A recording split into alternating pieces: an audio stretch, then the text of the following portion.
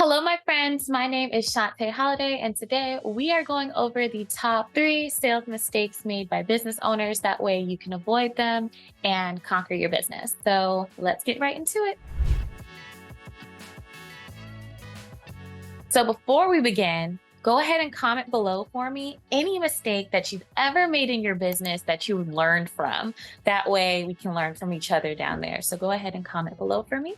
All right, you guys. So tip number 1 is going to be to set the stage right away. Or another way of phrasing this is setting the intention and the frame of the call itself. Your client on the phone is looking to you for counsel. So you need to immediately position yourself as the expert by starting it off the right way. For example, the first thing that you say is your name and you thank them for jumping on a call with you. The same way you would do for someone that you've invited over to your home. You're going to greet them first and you're going to set the stage. You could even say, I can't wait to learn even more about you. And just to make sure I have the reason right for while you're on the call today, you're joining us for this call because you want to ... You want to fill in the blank for the reason why they set up that call as a reminder of why you guys are on the phone for that time period. You could even phrase it as you were interested in hopping on a call because you are interested in potentially working together. Is that correct? And then let the person answer.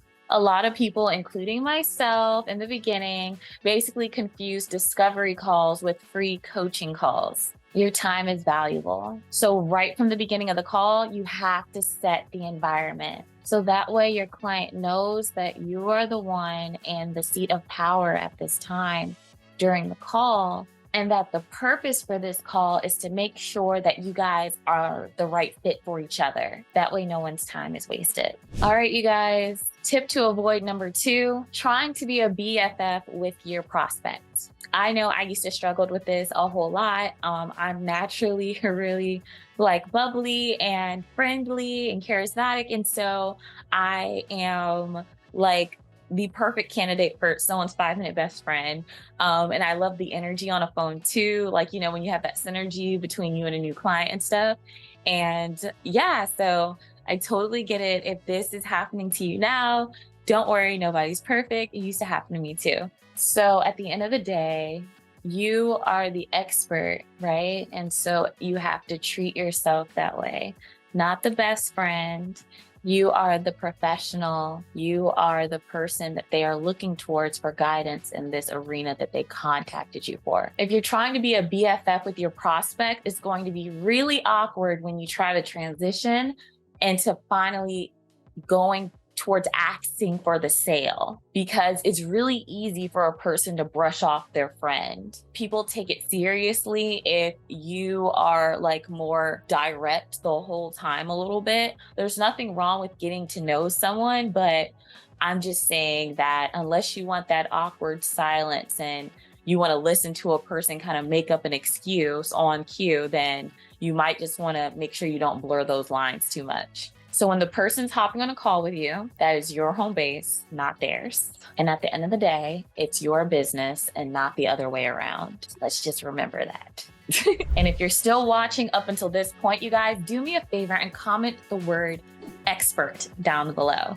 Once again, go ahead and comment expert down below. That way I know you're still watching, listening, and here. And of course, go ahead and hit that like and subscribe button real quick. All right, you guys, tip number 3 to avoid, which is talking more than you're listening. In all honesty, listening is one of the hardest skills to master. Everyone wants to be heard. Everyone has something to say. But as the person that is receiving the call and stuff there, you have to make sure that you're actually willing to receive the information someone's trying to give you instead of being the person talking the whole time. When it comes to sales, just because you're talking doesn't mean you're actually selling. And depending on how long you've been on sales, then you know this to be a fact. I used to be the person that would basically run from the awkward silence. One of my first jobs was to sell engagement rings, and I absolutely adored it.